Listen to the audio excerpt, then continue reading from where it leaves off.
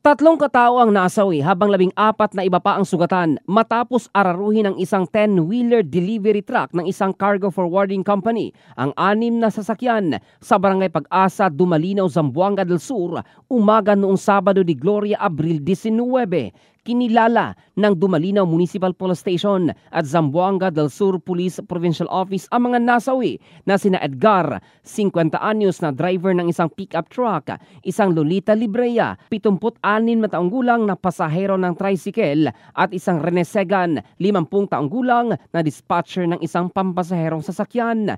Ayon sa investigasyon, nawala ng kontrol ang driver ng delivery truck na si alias Ricky dahil umano sa problemang mekanikal. Dahil dito, sumalpok ito sa sunod-sunod na mga sasakyang nakaparada sa gilid ng kalsada, kabilang ang isang pick-up truck, minivan, light truck, motor at 2 tricycle bago ito tuluyang lumagpak sa gilid ng highway malapit sa isang tulay.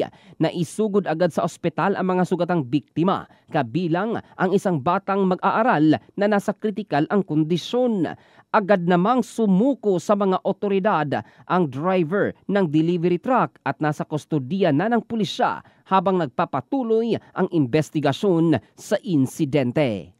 In the heart of changing lives, ito si Jovel Candado ng Brigada News Philippines, the Music and News Authority.